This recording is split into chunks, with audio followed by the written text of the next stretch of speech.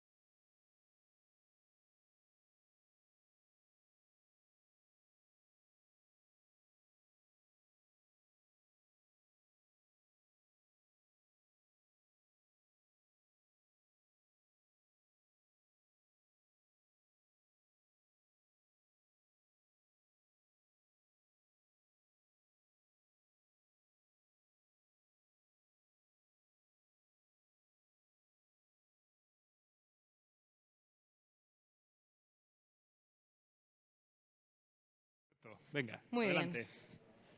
Bueno, buenos días.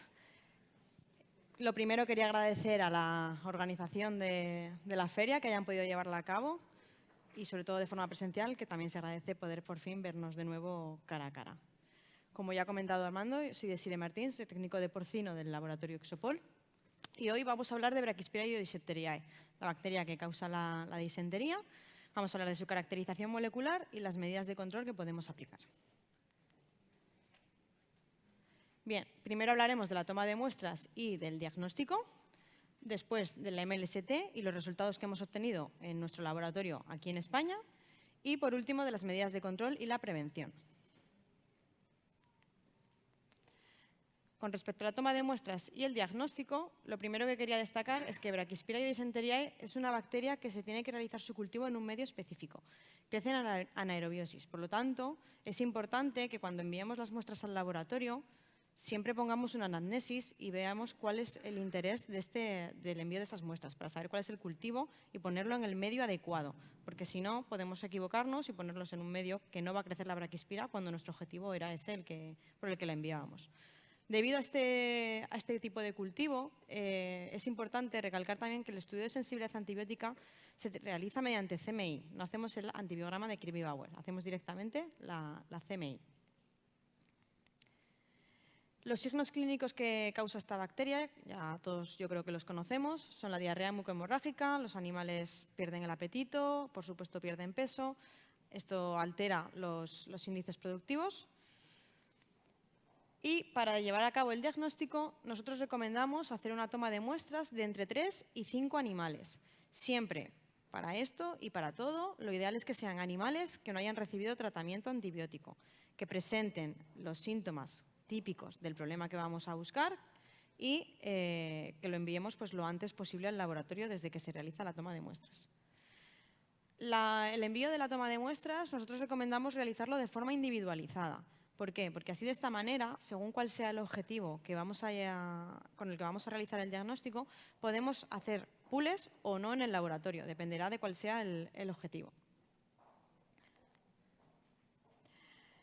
Las muestras que podemos tomar para hacer el diagnóstico de Brachyspira serían, lo primero, los paquetes digestivos, centrándonos principalmente en el ciego y el colon. Esta muestra sería la ideal para realizar el análisis más completo. ¿Por qué? Porque podemos realizarle mayor número de técnicas. Podemos realizar sobre ellas la PCR, podemos realizar, por supuesto, la microbiología y podemos incluso completar con histopatología. ¿Qué ocurre? Que conseguir paquetes digestivos, si han sido bajas, tenemos que estar seguros de que han sido bajas por este motivo. Y si no, pues tenemos que decidir sacrificar animales para poder llevar a cabo. Para evitar esos inconvenientes tendríamos otro tipo de muestras, que serían las heces o hisopos rectales. Aquí iríamos a un diagnóstico mucho más dirigido. Serían animales que presentan los síntomas y que todavía no tienen por qué haber sido baja o sacrificados. Lo importante aquí para este tipo de muestras es lo que vemos en la imagen. Es una imagen bastante gráfica de lo que de verdad tenemos que hacer, que es la toma de muestras directamente del recto de los animales, para que sea lo más fresca posible y evitemos contaminaciones que pudiera haber tenido en el ambiente, sobre todo si vamos a llevar a cabo el cultivo de la bacteria. También podemos hacer, por supuesto, PCR sobre este tipo de muestras. Otro tipo de muestras que podemos ir a tomar a nuestras granjas serían las calzas. Estas calzas no son las habituales, son unas calzas de tejido que se colocan sobre una calza protectora encima de nuestra bota y que con ella caminamos por la zona donde vamos a hacer el diagnóstico. En este caso, la única opción sería hacerla por PCR. Y no sería un diagnóstico de elección a la hora de querer saber si tenemos en la granja la braquispina. Sería un tema de monitorización. Tendríamos que ver cuál es el objetivo del diagnóstico para poder hacer este tipo de toma de muestras. Aquí vemos un resumen de los 3 tipos de muestras que hemos hablado y con las ventajas que hemos comentado. Ventajas e inconvenientes de cada uno.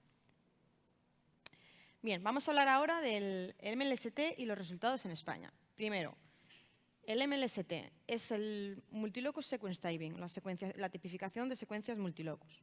¿Vale? En este caso, es una técnica de tipificación molecular que lo que nos permite es hacer el análisis epidemiológico de la diversidad bacteriana que tenemos en la población. Es decir, nos va a ayudar a hacer estudios epidemiológicos. Es una gran herramienta que para poder realizar, primero tenemos que tener el aislamiento de la braquispira.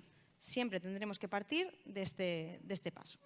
Cuando ya hemos conseguido hacer el aislamiento, hacemos la extracción del DNA de esa cepa y hacemos la PCR de 7 locis, que son genes constitutivos, de 7 locis de genes constitutivos que forman parte del DNA de nuestra bacteria, que serían los que vemos aquí debajo. Una vez hemos realizado estos pasos, procedemos a hacer la secuenciación tipo Sanger y el análisis de las secuencias de estos 7 genes. Una vez que lo tenemos, la secuencia de cada locus se compara en la base de datos. La base de datos es pública, todo el mundo tiene acceso a esta base de datos. Y, además, con respecto a este tema, quería comentar que es noticia de hoy, porque se ha realizado hoy, hemos recibido en nuestro laboratorio la autorización para poder registrar 12 nuevas secuencias tipo, 12 nuevos STs. Estos son los primeros que se hacen desde España, en la base mundial de todos los STs, los primeros que hemos hecho en España han sido hoy. Cuando tenemos hecha la caracterización, vemos los 7 genes, vemos con esta base de datos a qué equivalen cada uno y según la combinación se da un perfil alélico y mostramos el ST correspondiente. Por ejemplo, en este caso es un ST70. Cuando ya tenemos los datos, tenemos que hacer un análisis, porque si no, no nos serviría para nada tener toda la información. Con esta información podemos, por ejemplo, hacer un árbol filogenético. En este caso, esto sería para comparar cepas que correspondan al mismo estudio, a la misma secuencia tipo, al mismo, por ejemplo, ST87 y sus posibles variantes, para ver cómo de cerca o de lejos están comparando una cepa de un tiempo pasado con la de ahora que tengamos, por ejemplo, en la granja. Las ventajas, pues que podemos hacer una comparación de resultados entre laboratorios. Como hemos dicho, que es una base de datos pública, si nosotros tenemos un resultado hoy aquí, pero tenemos otro de hace 3 años en otro laboratorio o en el futuro hacemos en otro sitio, lo mismo, podremos comparar estos datos, estos resultados. Damos además un alto poder discriminatorio, porque es una técnica muy sensible, y los estudios epidemiológicos que podemos llevar a cabo. Por ejemplo, nosotros, en el tiempo que llevamos realizando la técnica, hemos tenido ya varios casos de clientes que han aplicado una erradicación, tenían braquispira en granja, han decidido aplicar una erradicación y después, por suerte o por desgracia, al tiempo han vuelto a tener clínica. Y hemos hecho la comparativa de las cepas actuales con las nuevas y hemos visto pues, que seguía siendo la misma, que a lo mejor no ha sido todo lo efectiva que ellos esperaban que hubiera sido esa erradicación. O por el contrario, ha sido una cepa nueva. Esto también puede llevarse a cabo, porque a lo mejor has hecho bien tu trabajo, pero por lo que sea, pues te ha entrado otro tipo de cepa y con esta técnica hemos podido comprobar qué es lo que ha pasado. Por supuesto, también nosotros utilizamos esta herramienta para la selección de las cepas que queramos incluir en una autovacuna. Lo mismo hemos dicho, ¿no? Podemos hacer estudios epidemiológicos. Pues a lo mejor tenemos una granja en la que hay una cepa, sobre todo esto ocurre con el tema de los ibéricos, hay una cepa que está en el lugar donde los animales se ceban, en las dehesas normalmente, y que es del lugar, que no se marcha de allí, que no consiguen erradicar. Y luego, además, por ejemplo, las madres pueden venir infectadas con otra. Entonces, esos lechones recibirían una autovacuna con los dos, el que van a encontrar en el lugar de destino, de donde se van a cebar, y la que pueden haber recibido con la infección de las madres.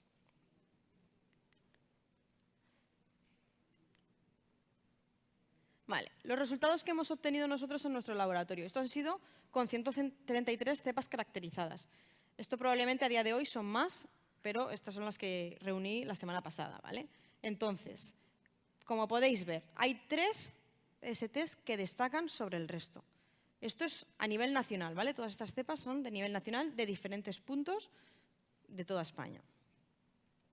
De esas 3, es que es casi un 80% de la población que hemos analizado pertenece a estos 3. Y luego los demás son más puntuales.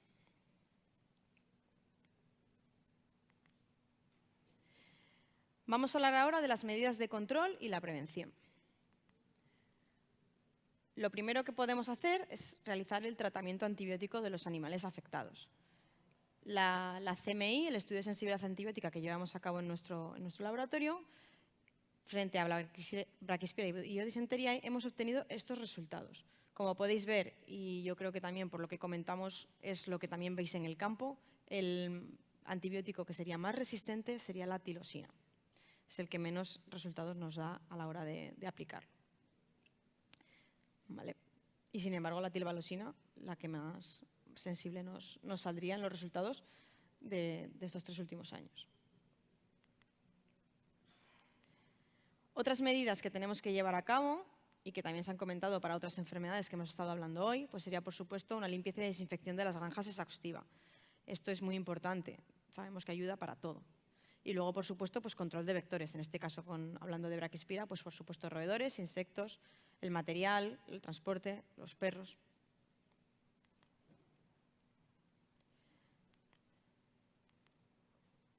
Otra herramienta de la que quiero hablaros ahora sería el uso de autovacunas.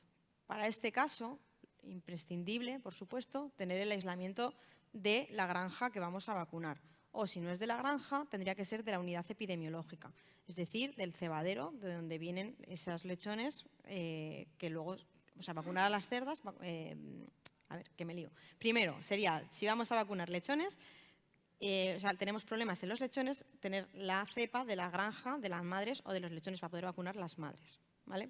Y así hacerlo en pirámide. El protocolo vacunal. Nosotros recomendamos, para cuando hacemos vacuna en cerdas, en reproductoras, una primovacunación de 3 dosis, separadas entre ellas 3-4 semanas. Es decir, en sábana a todas las cerdas, 3 dosis. Y después ya aplicaríamos un recuerdo en cada ciclo de gestación, pues a los 90 días. Entiendo que este es el momento en el que más otras vacunas también se aplican. Entonces, a lo mejor podemos también, según la granja, adaptarlo y poder realizar, por ejemplo, una vacunación en sábana cada 4 meses, que sería lo más o menos equivalente a hacerlo una vez al ciclo. Con la reposición, nosotros recomendamos hacer primero una vacuna y revacuna antes de entrar en contacto con las cerdas reproductoras. Hacerlas en la fase de adaptación, cuando se les aplica el resto de protocolo vacunal, incluirla también. Y después ya, terceras y futuras dosis, a los 90 días de gestación con el resto de las cerdas reproductoras. Y la otra opción serían hacer vacunas de lechones. En este caso, después del destete, tenemos que ver cuándo aparecen los síntomas, entonces el protocolo va a depender de cada granja y tendríamos que irnos 6 semanas antes del momento habitual de aparición de los síntomas para poner la primera dosis y 3-4 semanas después la segunda.